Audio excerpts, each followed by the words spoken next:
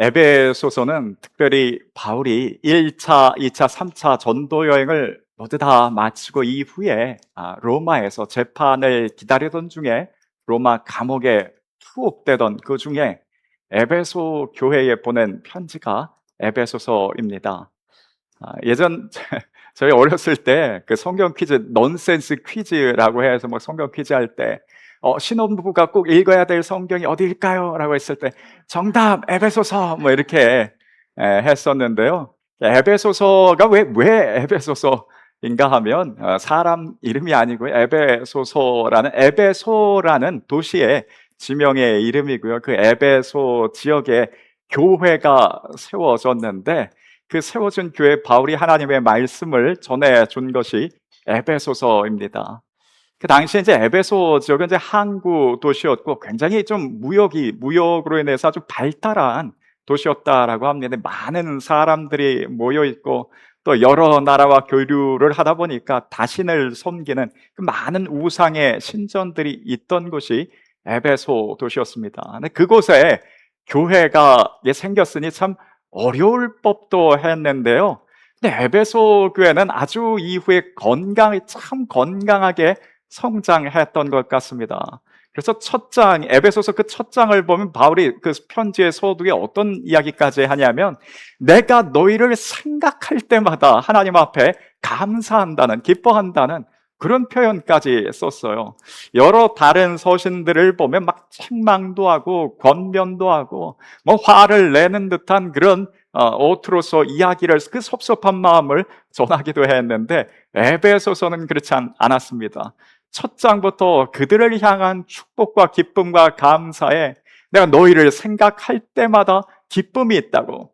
특별히 그 첫 장을 보면 이게 에베소 교회가 무엇 때문에 주위에 소문난 교회가 됐냐면 사랑이 풍성한 교회로 주위에 소문까지 났었어요. 그래서 그 어려운 시기 가운데에 이 교회가 그렇게 참 잘 성장하는 모습이 바울이 너무 기뻤습니다. 그래서 그 기쁜 마음에 첫 장에 오늘 우리가 읽었던 그 말씀이 어떤 내용인가 하면요, 바울이 에베소 교회를 향한 축복의 기도였어요. 축복 기도였습니다.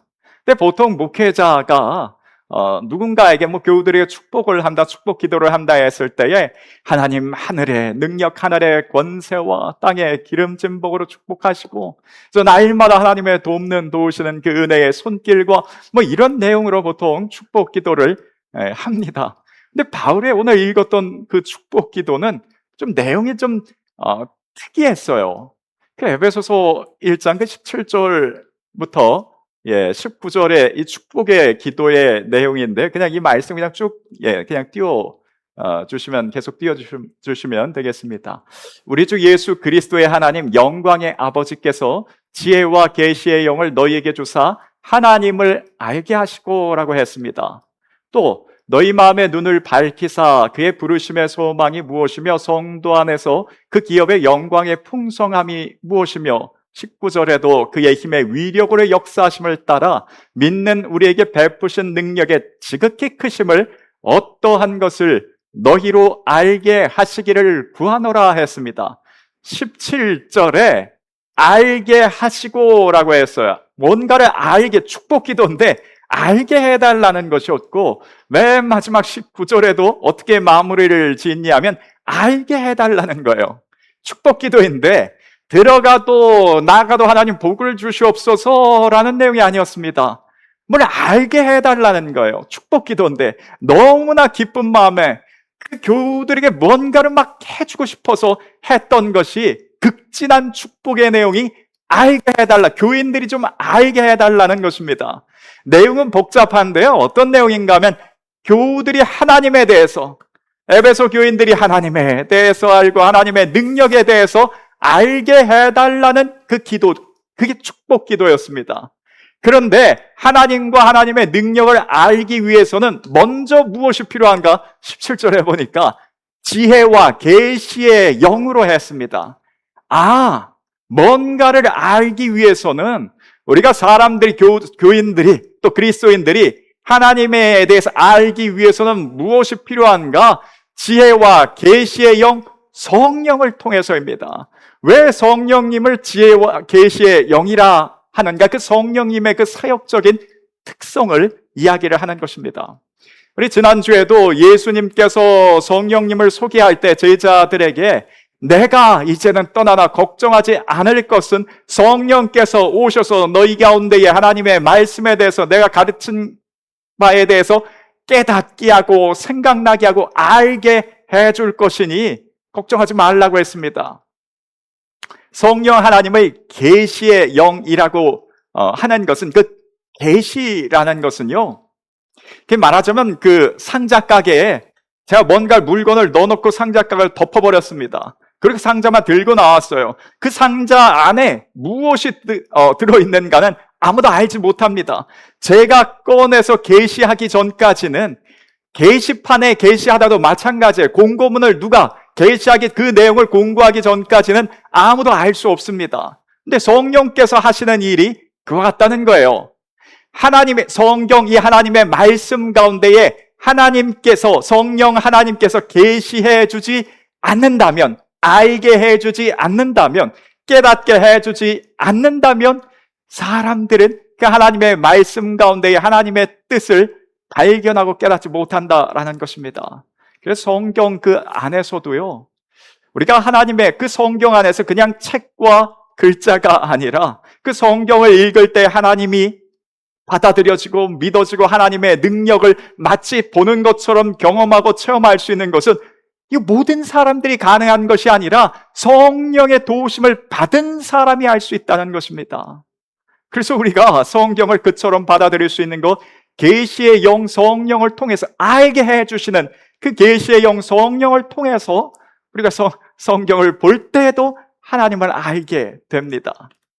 그래서 바울이 교인들에게 제일 첫 번째, 뭔가 축복을 해주고 싶은데 알게 해달라는 축복이었어요. 근데 알게 하기 위해서는, 알기 위해서는 계시의 영 성령이 필요하다는 것을 먼저 언급을 합니다. 이것을 언급한 그 이후에 첫 번째 17절에 나왔던 그 축복의 내용이 알되 무엇을 먼저 알기를 원했는가? 하나님을 알게 하시고 했습니다. 근데 그 하나님을 알게 해달라는 건 그냥 성경 안에서만의 그런 하나님이 아니라 이 온 세상 가운데, 우리의 삶 가운데에 역사하고 계신 그 하나님을 알게 해달라는 것이었어요. 하나님과 하나님의 능력을 좀 알게 해달라고. 세상의 모든 창조물 가운데에서는 어떤 화가가 그림을 그리고 조각가가 조각품을, 공예품을 만들고 나서 각각의 그 예술가의 작품의 그 특성과 손길이 드러나기, 나타나기 마련입니다. 하나님께서 혼돈과 공허한 이 세상 가운데 하나님의 손길로 창조가 이루어졌더니 그 하나님이 이 세상 만물 가운데 하나님의 성품과 하나님의 역사하심이 나타나고 드러나더라는 것입니다. 그런데 이것을 보고 알 수 있는 것, 알아차리는 것은 누가 알아차릴 수 있는가? 계시의 영 성령을 통해서입니다. 성령께서 우리 깨닫게 하심에 아침에 일어나서 눈을 뜨고 한결같이 해가 뜨고 해가 지는 것, 그것을 볼 때에 하나님의 성실하심과 하나님의 능력과 그 손길이 보여진다는 것. 이 우주 온 지구가 만들어진 그 이후에 항상 지금까지 똑같은 궤도를 돌고 있는 것, 그 하나님의 손길이 그 가운데에 보여지며 지금까지의 내 삶을 볼 때에도 내가 예수 믿기 이전과 이후가 그렇게 달라진 것을 보면서 내가 조금씩 하나님의 사람답게 자녀답게 변화되는 내 삶을 보면서 내가 이렇게 만들어지는 것은 하나님의 손길이었다라는 것을 깨닫게 됩니다. 아내를 볼 때에, 남편을 볼 때 내가 볼 때는 예수 믿을 사람이 아닌 것 같았는데 하나님의 역사하심으로 하나님의 손길로 그저 10년 전, 20년 전 그 이전에 또 하나님을 만나고 지금처럼 저렇게 신앙인처럼 그리스도인답게 변화되는 그 모습 자체가 그걸 볼 때에 그냥 우연히 되어진 일이 아니라 하나님의 손길이라는 것이 딱 느껴지고 깨달아질 때가 있습니다. 우리 자녀들을 볼 때도 이 자녀가 이후에 이제 커서 이게 뭐 어떻게 될까 염려가 되고 걱정도 됐지만 이후에 되어진 자녀들의 모습을 통해서도 하나님의 손길과 하나님의 능력을 봅니다. 우리의 직업, 우리의 직장, 우리 사업장을 볼 때에도 마찬가지로 하나님의 능력과 손길을 우리가 성령을 통해 발견하게 되고 깨닫게 됩니다. 지난 한 주간 제 삶 가운데서 참 나타나는 그 하나님의 참 손길을 보면서 좀 감사하기도 했고 힘을 얻었던 한 주간이기도 했습니다. 저희 어머니가 이제 올 초에 요양원에 이제 들어가셨습니다.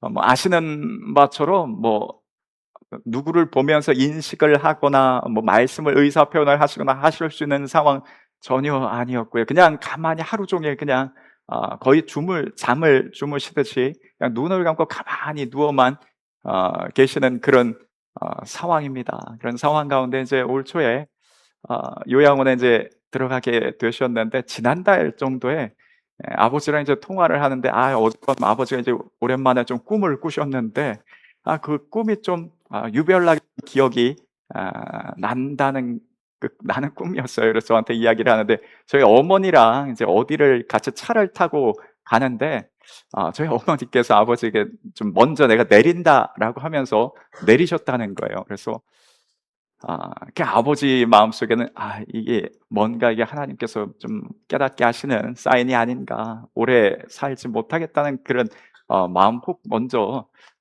좀 또 '떠날 수도 있겠다.'라는 그런 생각과 마음을 아버지는 좀 미리 가지셨던 것 같아요. 근데 이제 저는 그렇지는 않았습니다. 왜냐하면 인제 저희 어머니가 작년 입소하기 고전 한 달 전에도 이대목동병원에서 전체적으로 모든 검진을 다 하셨어요. CT까지 다 찍어 보시고 뭐 특별히 별다른 이상은 없으셨고요. 또 요양원에 들어가기 전에도 앞에 있는 이제 선암병원에서 전체적으로 다 CT까지 다 찍어 보고 검사를 하시고 난 이후에 그렇게 들어가셨습니다. 그래서 별다른 이상은 없으셨어요.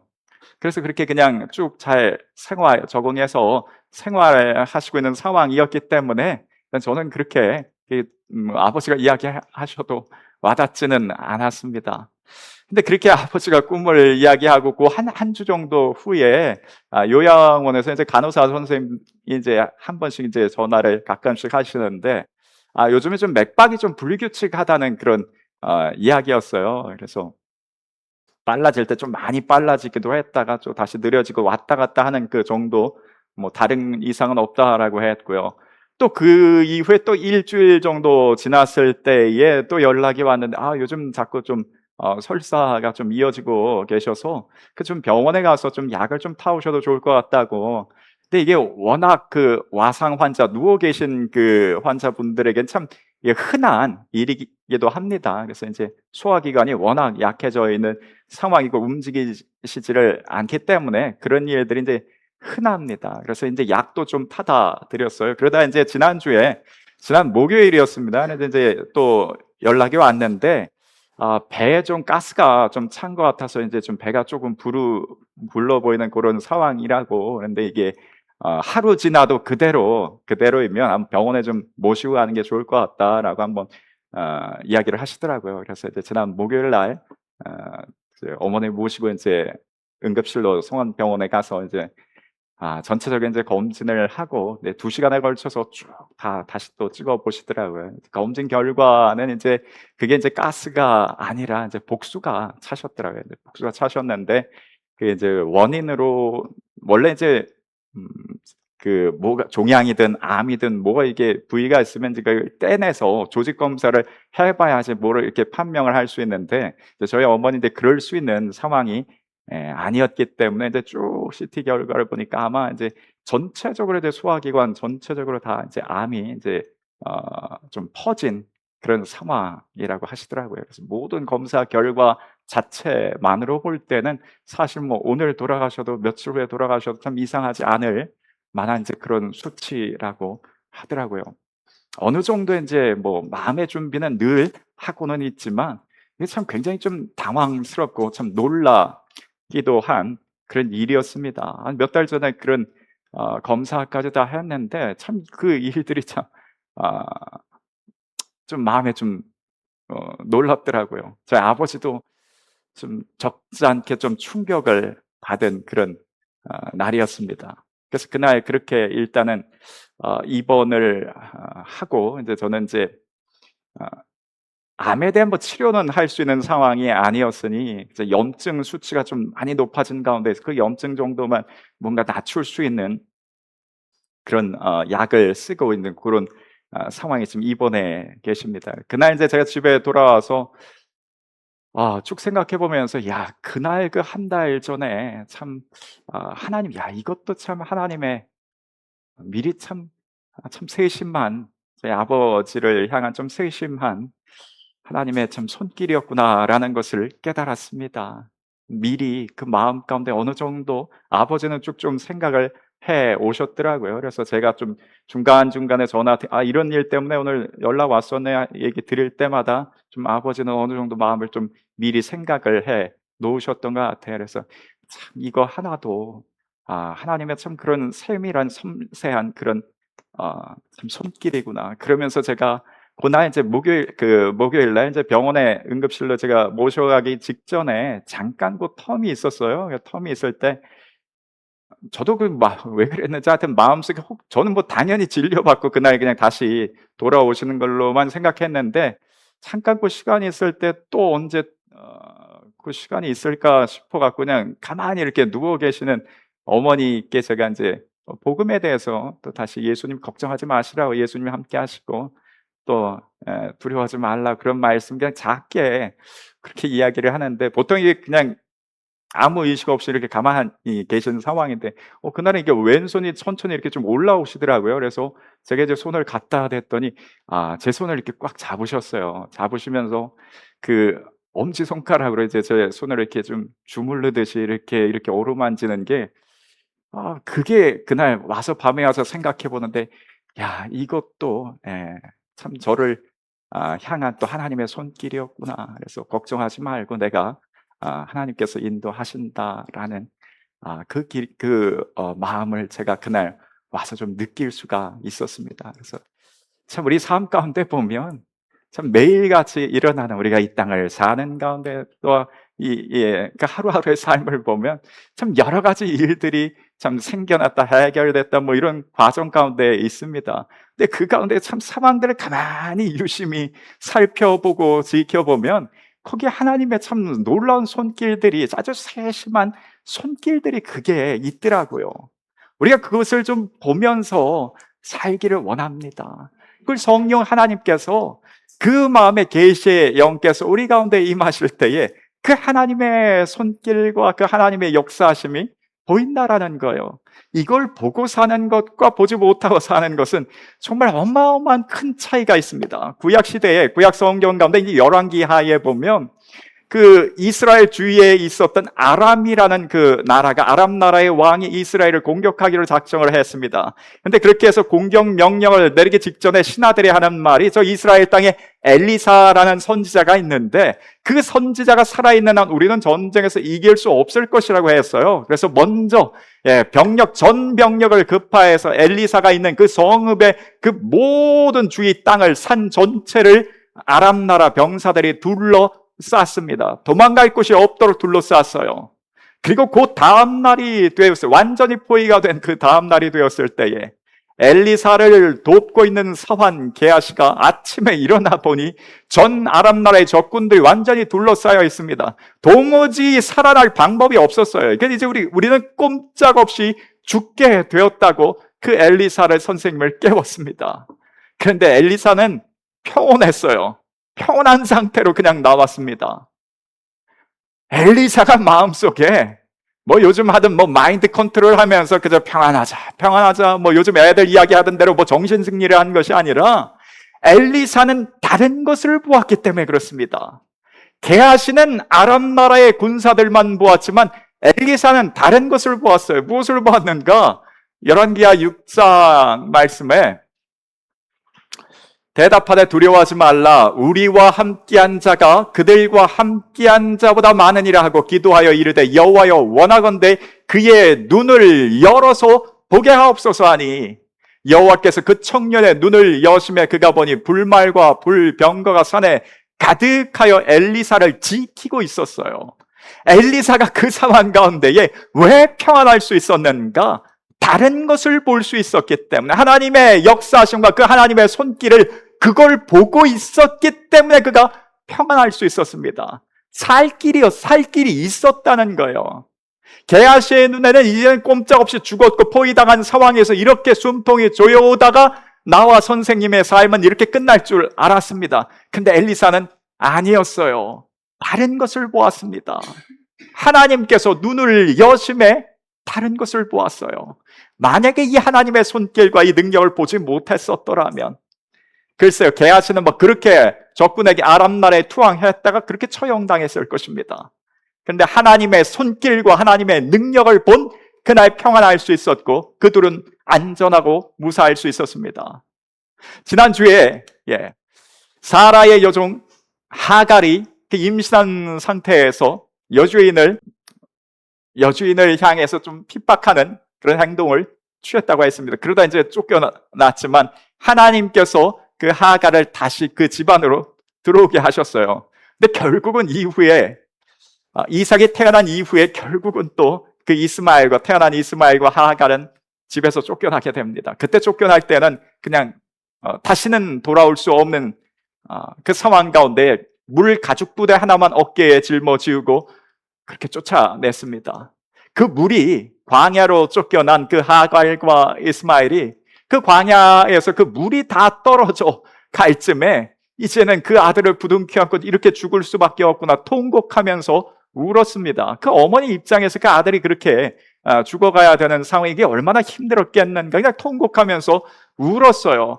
그 불쌍한 모자에게 하나님께서 어떻게 하셨는가? 창세기 21장에 보면 하나님이 하갈의 눈을 밝히셨습니다. 밝히셨으므로 샘물을 보고 가서 가죽부대에 물을 채우다가 그 아이에게 마시게 했고 그 이후에 약속의 말씀을 하셨어요. 이스마엘을 통해서도 또한 큰 민족을 이루게 될 것이라고 하나님께서 약속해 주셨습니다. 그냥 사람의 눈에는 보이지 않아요. 살 길이 보이지 않습니다. 이게 문제 해결점이 보이지 않아요. 그런데 하나님께서 하나님께서 지혜와 계시의 영이신 그 성령께서 우리의 눈을 밝히심에 살 길이 보인다는 것입니다. 우리도 그것을 보고 사는 은혜가 있기를 원합니다. 내가 볼 때는 도무지 방법이 없어 보입니다. 이게 풀어나갈 수 있는 내 삶의 문제 가운데, 직무의 현장 가운데, 사업의 현장 가운데 내가 볼 때는 살 길이 없어 보입니다. 그런데 누가 눈을 열어주신다면 하나님께서 눈을 열어주신다면 그 광야 속에서도 살 길은 있다라는 것입니다. 바울이 그래서 에베소 교인들에게 이걸 축복을 했던 것입니다. 성령 하나님, 지혜의 계시와 계시의 영을 통해서 그 삶 가운데 역사하시는 하나님을 보고 하나님의 손길을 보게 하옵소서. 그걸 보는 사람은 살 길이 열립니다. 그 보는 은혜가 우리에게도 있기를 원합니다. 그리고 바울이 두 번째로 축복했었던 에베소서 말씀에 1장 18절 말씀에 이런 축복의 말씀을 합니다. 제일 첫 번째는 하나님과 그 능력을 알게 하시고 두 번째는 무엇인가? 마음의 눈을 밝히사 부르심의 소망이 무엇인지 알게 해달라는 거예요. 하나님께서 부르셨어요. 하나님께서 아브라함을 부르셨습니다. 왜 부르셨는가? 부르심의 목적이 있는데 아브라함으로 말미암아 큰 민족을 이루며 복의 근원이 되게 하며 많은 후손들을 그를 통해서 나오게 할 것이라고 하나님의 백성들이 이어질 것이라는 그 목적을 가지고 하나님께서 아브라함을 부르셨습니다. 그 목적이 아브라함에게는 소망이 됐어요. 아브라함이 그 삶 가운데 그 소망이 있었기 때문에 하나님의 말씀대로 어디든지 움직일 수 있었습니다. 부르심에 하나님께서 우리를 부르시면은 소망이 있다는 거예요. 이스라엘 백성들이 그 험난한 광야 40년 생활을 어떻게 버틸 수 있었는가? 가나안 땅이라는 그 소망이 있었기 때문에 그렇습니다. 우리도 이 땅을 사는 가운데 신앙생활을 하는 가운데 하나님께서 우리를 불러주셨습니다. 그 부르심에는 소망이 있어요. 목적이 있고 우리 소망이 있습니다. 우리에게는 어떤 소망이 있습니까? 구원의 소망이 있습니다. 구원의 소망이. 하나님께서 우리를 부르셨고 구원해 주셨어요. 죄 가운데 구원해 주셨습니다. 그리고 저 영원한 천국에 대한 소망이 있어요. 그리고 죽음 이후에만 구원받는 것이 아니라 이 땅 아래서도 여러 문제들, 무거운 수고스럽고 무거운 짐 가운데 하나님께서 우리를 구원해 주셔요. 구원해 주신다는 그 소망이 있습니다. 너희에게 소망이 있으니, 바울이 교인들에게 이야기합니다. 너희에게 소망이 있으니, 부르심의 그 소망이 있으니 그 부르심의 소망을 알고 하루하루를 살게 하옵소서. 소망 있는 사람은 결코 그 마음 가운데에 우울감이나 두려움이 그 마음을 사로잡지 못합니다. 그러니 그 가운데 소망을, 날마다 그 부르심의 소망을, 소망이 있음을 알게 하옵소서. 축복의 기도였어요. 그리고 이어서 하는 또 다른 축복이 세 번째가요, 성도 안에서 그 기업의 영광의 풍성함이 무엇이며, 기업의 영광의 풍성, 기업이라는 것은 대대로 그 가문 가운데 내려오는 그 가업을 뜻합니다.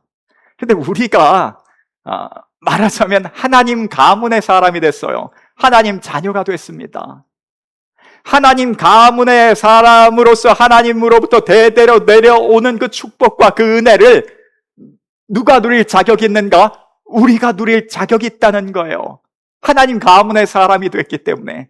우리 어떤 산이 있습니다. 저 산이 어느 가문의 산이다라고 한다면 그 가문의 대대의 자손들이 그 땅에 대한 권리를 주장할 수 있습니다. 마찬가지예요. 이 온 세상이 누구 것인가? 하나님의 것입니다.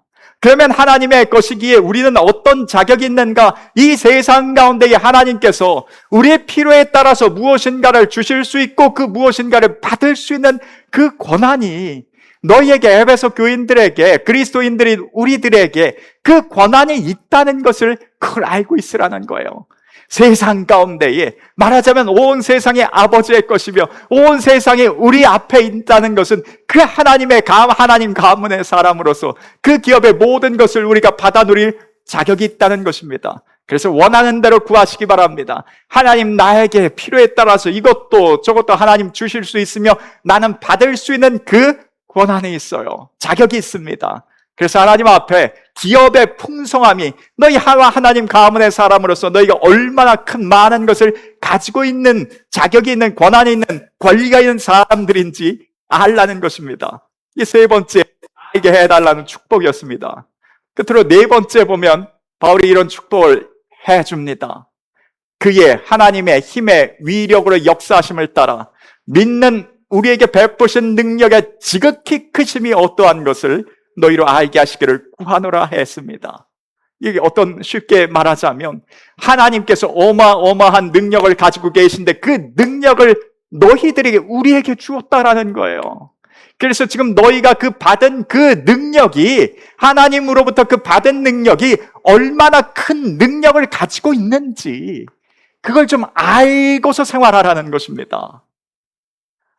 요즘 웬만한 아이들 어릴 때에 어린 자녀들에게 엄마 신용카드 그렇게 줍니다. 그렇게 주면 처음 그 신용카드 줄 때에는, 근데 이걸로 필요하면, 이거 필요하면 택시도 불러서 탈 수도 있고, 먹고 싶은 거 사 먹을 수도 있고, 병원도 갈 수 있고, 학원비도 결제할 수 있고, 필요한 거 다 할 수 있는데, 잘 잊어버리지만 말고 잘 관리하라고 그 엄마 카드 아이들이 하나씩 받습니다.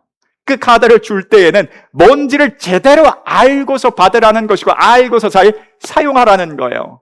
하나님께서 우리에게 말하자면 큰 능력을 주셨다라는 것입니다. 너희가 받은 것이 어떤 사람들인데 어떤 능력을 받았는지 그것을 좀 잘 알고서 생활하라고 그 바울이 에베소 교인들에게 이야기합니다. 너희가 어떤 것을 받았는지 그걸 좀 알고서 그 큰 능력을 받은 것을 알고서 생활하라고. 그러면서 뒤에 이어서 나오는 20절부터는 그 능력이, 하나님으로부터 그 받은 능력이 무엇인지를 구체적으로 알려주는데요. 그 하나님의 능력은 어떤 능력인가? 20절에 그의 능력이 그리스도 안에서 역사할 때에 죽은 자들 가운데 살리시고 하나님 오른편에 앉히셨습니다. 죽은 자를 살리는 능력이라는 거예요. 하나님의 능력은 죽은 자를 살리는 능력이며 21절에는 권세와 능력과 주관과 이 세상뿐만 아니라 오는 세상에 일컫는 모든 이름이 뛰어나게 하는 것이 하나님의 능력입니다. 또한 끝으로 22절에 만물을 그 발 아래 복종하게 하는 능력이 하나님의 능력이라는 거예요. 하나님의 능력, 그 능력이 우리 가운데 머물러 있는데 그 능력이 어떤 능력인가를 예수 그리스도를 통해서 알게 해 주셨습니다. 하나님의 능력도 우리에게도 있는, 하나님 가문의 사람으로서 우리에게도 있는 그 능력은 어떤 능력인가? 살리는 능력입니다. 죽은 것을 살릴 수 있는 능력이, 그 능력이 우리에게도 있다는 거예요. 또 이 세상 만물 가운데 뛰어나게 하는, 하나님은 높이기도 하고 낮추시기도 하는데 하나님의 그 능력으로 우리는 높아질 수 있습니다. 세상을 복종하고 다스리게 하라는 것은 아담과 하와에게 처음 주셨던 말씀이기도 합니다. 이 세상 가운데 너희는 세상을 주도할 사람들이라고, 세상이 너희 가운데 복종할 것이라고, 그것이, 그 능력이 너희에게 있다는 것을 오늘 우리에게, 에베소 교인들과 함께 우리에게 깨닫게 해주시는 말씀이 됩니다.